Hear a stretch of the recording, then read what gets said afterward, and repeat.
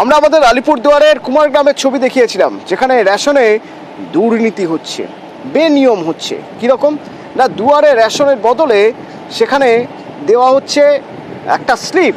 কিভাবে না, ওজন করে, কিছু ইট পাথর ওজন করে সেই অনুযায়ী বালি মেপে একটা রেশনের স্লিপ দেওয়া হচ্ছে, দিয়ে বলা হচ্ছে এই স্লিপ দেখিয়ে চাল ডাল গম নিয়ে যেতে। তো আমরা এই খবর দেখাই, দেখানোর পর এবার তৎপর খাদ্য দপ্তর, শাস্তির কোপে ওই ডিলার। রাজকুমার রয়েছেন সরাসরি আমার সঙ্গে। রাজকুমার, কি শাস্তি হলো ওই ডিলারে?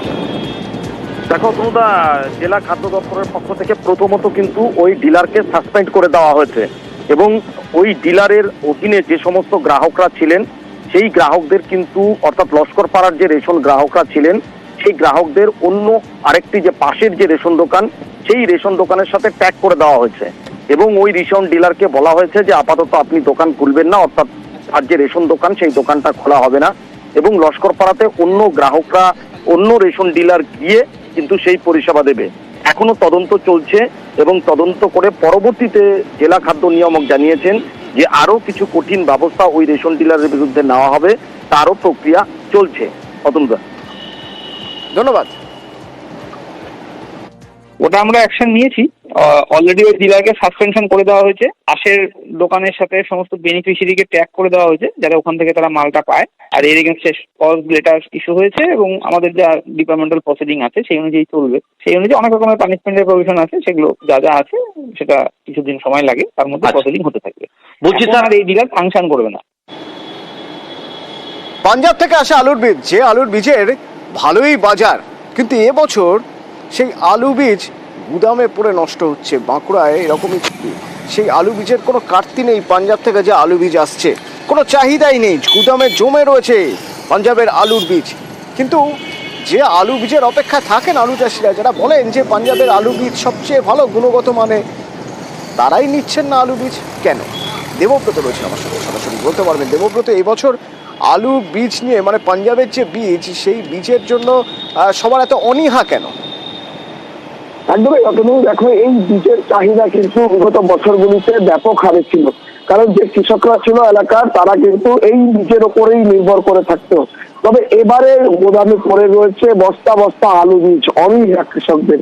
কারণ যেমনটা আমরা কথা বলেছিলাম এলাকার কৃষকদের সঙ্গে, সাধারণ মানুষদের সঙ্গে, তারা জানাচ্ছেন সময় মতো আলু বীজ আসেনি, তাই তারা বিকল্পটা বেছে নিয়েছে। দ্বিতীয়ত, এই যে আলু বীজ, পাঞ্জাবের আলু বীজ, তার অত্যাধিক দাম। বীজ যখন কৃষকরা কিনতে যান তখন 2500, কোথাও 3000, 3500 প্যাকেট আলু টাকা দরে আলু বীজ কিনতে হয়। যে কারণে কৃষকরা তারা লোকাল যে বীজ, নিজেদের ঝুটি আলুর বীজ, এই সমস্ত বীজ দিয়ে চাষ করে ফেলেছেন। পাশাপাশি কৃষকরা বলছেন, কৃষকরা যখন আলু উৎপাদন করে তখন দাম কম থাকে, যখন ফরেরা কিনে মজুত করে রাখে তখন ব্যাপক হারে বিক্রি হয় এবং কৃষকদেরও চড়া দামে কিনতে হয়।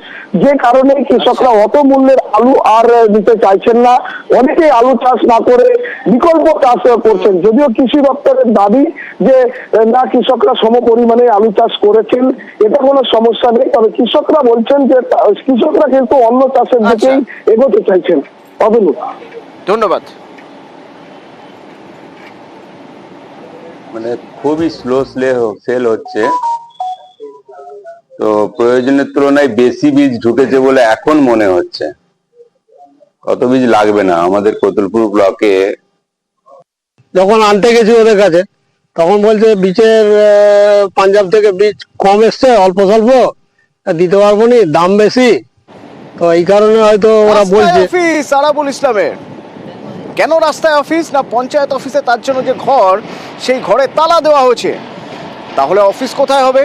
আরাবুল ইসলাম রাস্তায় অফিস করছেন, টেবিল চেয়ার নিয়ে। ভাঙড় 2 পঞ্চায়েত সমিতির সভাপতি আরাবুল ইসলামের ঘর তালা বন্ধ, আর তাই রাস্তায় অফিস আরাবুল ইসলামের।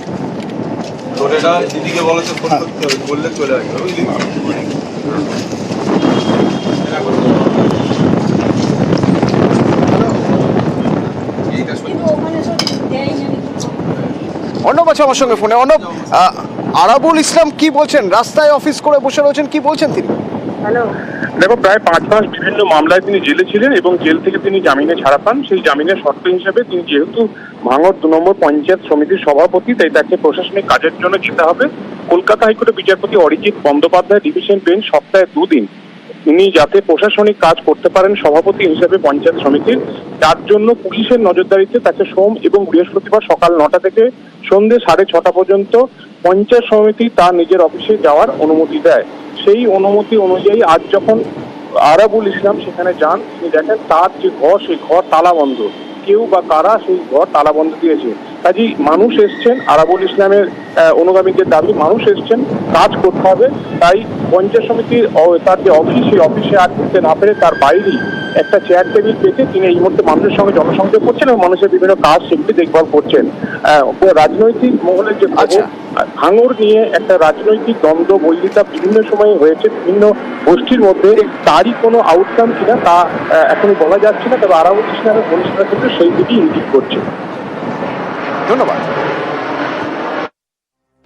প্রথমেই নজর রাখবো এবার বাংলাদেশের খবরের দিকে। বাংলাদেশে ফের আক্রান্ত চিন্ময়ের আইনজীবী। আদালতে আইনজীবীকে হুমকি, ধাক্কাধাক্কি।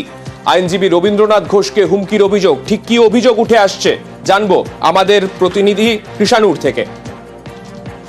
সান্নিক, প্রথমে যেটা বলে রাখি যে গতকাল এই ঘটনা হয়েছিল যে গতকাল রবীন্দ্র ঘোষ গিয়েছিলেন চিন্ময় কৃষ্ণ দাসের যে জামিনের মামলা আছে চট্টগ্রাম দায়রা আদালতে, সেই মামলাটা এগিয়ে আনার আবেদন জানিয়েছিলেন এবং সেই আবেদনের জন্য সেই আবেদন জানাতে তিনি আদালতে ঢুকেছিলেন এবং সেই সময় কিন্তু তাকে বিচারক বলেন যে তার কাছে ওকালতনামা নেই, অতএব এই জামিনের এগিয়ে আনার যে আর্জি সেটা গ্রাহ্য হবে না। এবং এরপরে একটি অন্য দৃশ্য দেখা যায় যে সমস্ত আইনজীবীরা তাকে মারতে উদ্যত হন, যারা বেশিরভাগ আইনজীবী চট্টগ্রাম আদালতে, এবং তিনি আক্রান্ত হন। এবং এরপরে আজকে তিনি ফের ওকালতনামা নিয়ে চট্টগ্রাম আদালতে যাবেন বলে জানা যাচ্ছে। তিনি ওই জামিনের আর্জি এগিয়ে আনার জন্য, জামিনের মামলা এগিয়ে আনার আর্জি জানাতে যাবেন। আজকে কি পরিস্থিতি দাঁড়ায় সেদিকে গোটা বিশ্বে। বেশ, ধন্যবাদ কৃষাণু। আমরা সারা দেশে সংখ্যালঘুদের মানবাধিকার লঙ্ঘনের ব্যাপারে আমরা তদন্ত করে থাকি আন্ডার দি ইন্টারন্যাশনাল প্রোটোকল।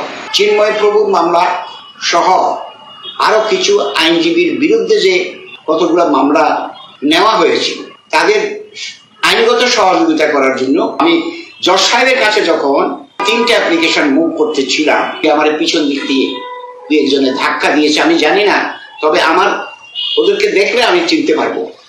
আজকে যদি এটা মুসলমানদের সমস্যা হতো আমি কিন্তু এগিয়ে আসতাম।